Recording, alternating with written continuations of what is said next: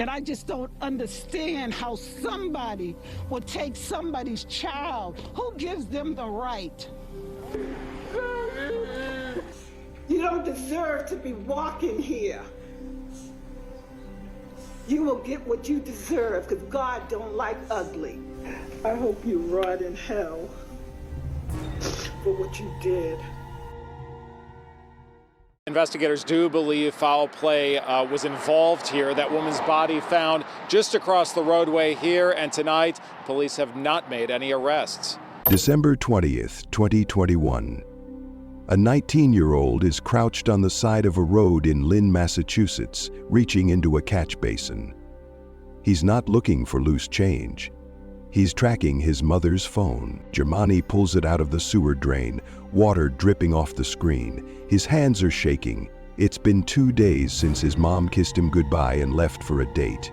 2 days of unanswered calls. 2 days of straight to voicemail. 2 days of nothing.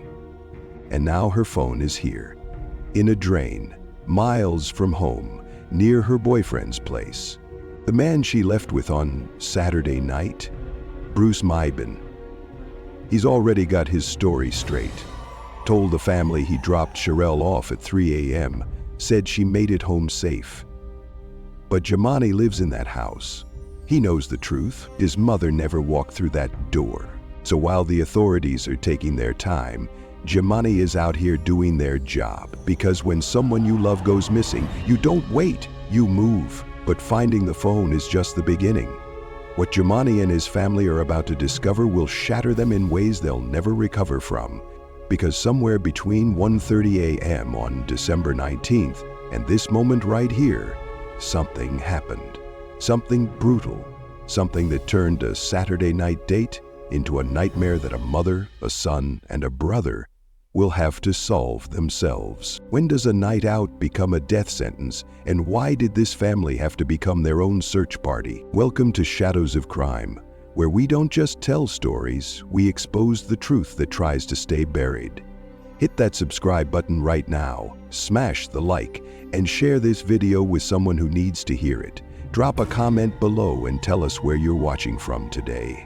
Because what you're about to hear, it's going to stay with you long after this video ends. Before we talk about how she died, let's talk about how she lived. Sherell Pringle, 40 years old, Woburn, Massachusetts. And she wasn't playing games with her life. This woman went to Chittick Elementary, graduated from West Roxbury High School and Solomon Loneberg Middle School, then pushed herself through Roxbury Community College, where she earned her associate's degree in business. But she didn't stop there. She went on to UMass Boston and got her bachelor's degree in fashion design. For over 10 years, Cherelle worked at Stewart Medical Group in Watertown. She showed up, she did the work, she built something real. But here's what mattered most to her. Her son, Germani, that was her heart. Everything she did, every move she made, it was for him. She pushed him constantly, not to break him down, but to build him up. To make sure he knew he could be more, do more, have more. The kind of bond that doesn't break. The kind where she's always in his corner, always making sure he knows she's got his back. Cherelle loved taking photos, traveling, shopping. She lived her life loud and on her own terms. Her family described her as a natural-born leader, genuine, ambitious, the type who didn't do anything halfway. If she was in, she was all the way in. And by December 2021, she was ready for the next level. Home ownership. After years of grinding and saving, she was finally about to have her own place. A space that was hers, a milestone that meant everything. But then there was Bruce Maiben. They'd been in a relationship for about 8 months, on and off. The kind of situation that's never stable. The kind where you know something's not right, but you keep circling back anyway. The kind where he shows up uninvited, where he won't stop calling, where boundaries don't seem to exist. Cherelle was at a turning point. She had dreams sitting right in front of her. A home, a fresh start, a new chapter. She was a woman who knew what she wanted, and wasn't afraid to go after it. But what she didn't know was that someone in her life couldn't handle her moving forward without him. And that's where everything starts to fall apart. Because on December 18th, 2021, Sherell Pringle made plans for a Saturday night date. She kissed her son goodbye, left her car keys on the kitchen table, and walked out the door. She had no idea she'd never walk back through it. Saturday afternoon, December 18th, 2021, Cherelle spent the day doing something that should have been exciting. She went with her mother, Pearl, to view a house in Brockton. This wasn't just window shopping. This was the real deal. A house inspector was there. Cherelle was taking it seriously, asking questions, planning her future. This was her dream sitting right in front of her. But the whole time they were there, Bruce kept texting, kept calling, over and over. And then he just showed up, uninvited, unannounced, at the house viewing. Couldn't let her have even a few hours to focus on herself, on her future, on something that had nothing to do with him. After the inspection wrapped up, Cherelle told her mother she had plans that evening. Date night with Bruce. She went home, left her car in the driveway, left her keys sitting on the kitchen table. Bruce picked her up around 1:30 in the afternoon and they headed out. Later that night, a witness spotted them together at a Boston nightclub. They were there until about 1:30 a.m. The witness said they left before the club closed. That was the last time anyone outside of Bruce Maiben saw Sherell Pringle alive. Now here's where Bruce's story comes in. He told Cherelle's family that he dropped her off at her house around 3:00 a.m., said he brought her home safe, like he did his part, like everything was fine, like she walked through that door and went to bed. But Jemani, her son, who lived in that house, he said his mother never came home. So who's lying? By Sunday morning, nobody could reach Cherelle. Calls went unanswered, texts sat unread.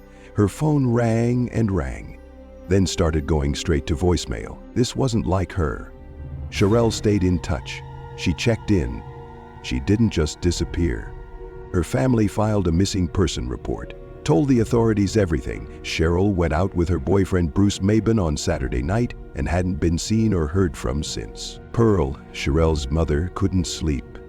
She kept thinking about how cold it was outside, kept wondering if her daughter was somewhere freezing, if she had a coat, if she was safe. Pearl said it herself. It's been pure hell. I'm a mother. That's my child. I feel like my heart has been ripped out. I don't know what's going on. I feel like the police should be doing much, much more. It's been pure hell. It's been pure hell. I'm a mother, that's my child. I feel like my heart has been ripped out, okay? I don't know what's going on. I feel like the police should be doing much, much more. And here's the part that should make your blood boil. When you're the last person someone was with and they go missing, you're supposed to be front and center. You're supposed to be calling the police, talking to the family, doing everything you can to help find that person. Bruce Maiben did none of that. He went silent, and that silence? It told Cherelle's family everything they needed to know. So they made a decision. If the system wasn't going to move fast enough, they would do it themselves. Monday, December 20th, 2 days after Cherelle went missing, Jemani wasn't waiting anymore. He started tracking his mother's phone himself, and when the location pinged, he went straight there. A catch basin on the side of the road in Lynn, Massachusetts. Not far from where Bruce lived. Jemani reached into that sewer drain and pulled out his mother's phone. Let that sink in for a second. A 19-year-old had to fish his mother's phone out of a sewer because nobody else was moving fast enough. But he didn't stop there. Finding the phone just raised more questions. If her phone was here, where was she? The next day, December 21st, Cherelle's family and friends organized their own search party. They weren't sitting around waiting for updates. They were out there on foot, combing through every inch of the area. They started from where the phone was found and worked backward, following the route, looking for anything that didn't belong. And then someone spotted it. A purse. Just lying there a few feet off Route 17, near the Rumney Marsh Reservation in Saugus. Gerald's purse. The family kept pushing forward, moving through the brush, searching deeper into the marsh. Their hearts were pounding, their minds were racing. because if her phone was in a drain and her purse was on the side of the road, then where was she? And then they saw her. Sherell Pringle's body was lying in the marsh. Her mother found her. Her son found her. Her brother found her. Her friends found her. 3 days after she went missing, it was her own family who discovered her remains. Not a search team, not the authorities, her family. Pearl Garner broke down right there. The woman who gave birth to Cherelle, who raised her, who watched her graduate and work and dream. She had to find her daughter's body in a marsh off the side of a highway. Jamani had told the police from day one, "You need to locate Bruce Maiben. He lives in Lynn. You need to ping his phone and find him." But they didn't move fast enough. So the family did the work themselves. Here's a question for you. If you were the last person with someone who went missing, what would you do? Would you go silent? Would you avoid the family?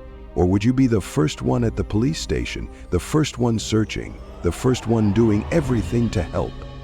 Drop your answer in the comments. Let's see who's really about it. Because while Bruce was staying quiet, Cherelle's family was out there in the cold, searching, praying, hoping they wouldn't find what they knew deep down they were going to find. And when they did, everything changed. The Essex County District Attorney's Office immediately suspected foul play. This wasn't an accident. This wasn't natural causes. Sherell Pringle had been murdered. Investigators believe Cherelle was killed in the early morning hours of December 19th, shortly after she and Bruce left that nightclub. Bruce's story about dropping her off at 3:00 a.m., a complete lie. Cherelle never made it home. She never walked through that door. She never saw her son again. But here's where it gets darker. Bruce didn't just kill her, he robbed her too. Took over $1,200 from Cherelle that night, stole her money, then took her life. And after he murdered her, he set fire to the car they'd been driving in, trying to destroy evidence, trying to cover his tracks, trying to make sure nobody could connect him to what he'd done. But it gets worse. While Cherelle's family was out there posting flyers, begging for information, organizing search parties, losing sleep, Bruce Maiben was on social media posting about her being missing. He put up posts acting concerned, acting worried, acting like he was just as desperate to find her as everyone else, like he didn't know exactly where she was, like he didn't put her there himself. That's not just cold. That's calculated. Now here's what the family didn't know yet. What wouldn't be fully revealed until much later, the level of violence Bruce unleashed on Cherelle that night. Pearl Garner would eventually stand in court and reveal the truth. Her daughter suffered 217 stab wounds. 217, let that number sit with you for a second. That's not a fight that went too far. That's not a moment of anger. That's rage. That's someone who wanted to make sure she didn't survive. Someone who kept going long after she stopped moving. The violence was so extreme that Cherelle was almost unrecognizable. Her family had to hold a closed casket funeral. Pearl couldn't see her daughter one last time. Jamani couldn't say goodbye to his mother's face because of what Bruce did to her. But here's the twist that changes everything. Before that date night, Cherelle had texted a friend. She told him she was done with Bruce, completely done. Why? Because he had illegally entered her home and threatened her with a knife. Cherelle was trying to leave. She was trying to move on. She had a dream home waiting for her. She had a future planned out. She was ready for a fresh start. And that's when Bruce killed her. Because the most dangerous time for someone in a toxic relationship isn't when things are bad. It's when they try to leave, when they try to take back control, when they try to build a life without their abuser. That's when the violence escalates. That's when it becomes deadly. Cherelle was buying a house. She was moving forward. She was done with Bruce. And he couldn't handle it. He made sure that if he couldn't have her, nobody could. Real talk. If you know someone in a bad relationship, don't just watch from the sidelines. Check in. Offer help. Be present. Because leaving is the hardest and most dangerous part. Cherelle was trying to get out and she didn't make it. Comment below if you've ever helped someone leave a dangerous situation, or if you wish someone had helped you, because these stories matter, these warnings matter. And Cherelle's story needs to be a wake-up call. Bruce Maiben stole her money, burned the evidence, posted fake concern on social media, and stayed silent while her family searched for her. But the evidence was piling up, and it was all pointing in one direction, straight at him. December 23rd, 2021, 4 days after Cherelle was murdered, Bruce Maiben was taken into custody. But here's the thing, the charges at first weren't murder. They hit him with larceny over $1,200, tampering with evidence, and obstruction of justice. The murder charge came later. By the time authorities processed the scene and started building their case, the evidence was overwhelming. Every single piece pointed back to Bruce. The phone dumped in a sewer drain near his residence in Lynn, the stolen money, the burned car, the social media posts pretending to be concerned, his refusal to cooperate with Cherelle's family. And then there was the timeline. The witness who saw them leave the club at 1:30 a.m. Bruce's claim that he dropped her off at 3:00 a.m. Jamani's statement that his mother never came home. The lies were falling apart. About a month later, in January 2022, Bruce appeared in court. A not guilty plea was entered on his behalf. He was ordered held without bail. A grand jury got involved, hearing testimony from witnesses, reviewing the evidence, piecing together what happened that night. And eventually, Bruce Maiben was charged with first-degree murder in the death of Sherell Pringle. The trial moved forward. The prosecution laid out the case, the theft, the murder, the cover-up. They showed how Bruce tried to destroy evidence by burning the car, how he dumped Cherelle's phone to throw off investigators, how he posted on social media acting like he cared while knowing exactly what he'd done. The defense had nothing, because there was no defense for 217 stab wounds, no explanation for why her phone was near his house, no justification for stealing from her and setting a car on fire. The jury didn't take long. Bruce Maiben was convicted of first-degree murder, and now it was time for sentencing. Jamani had said it from the beginning. What hurts the most is I told these cops from the jump to locate Bruce Maiben. I told them day one, you need to locate Bruce Maiben. He lives in Lynn. You need to ping his phone and find him. A 19-year-old had to tell the police how to do their job. He had to find his mother's phone himself. He had to search for her body himself. And now he was about to stand in court and watch the man who killed his mother face justice. But justice doesn't bring her back. It doesn't undo the trauma. It doesn't erase the image of finding your mother in a marsh. It just makes sure he can't do it to anyone else. The courtroom was packed. Cherelle's family was there.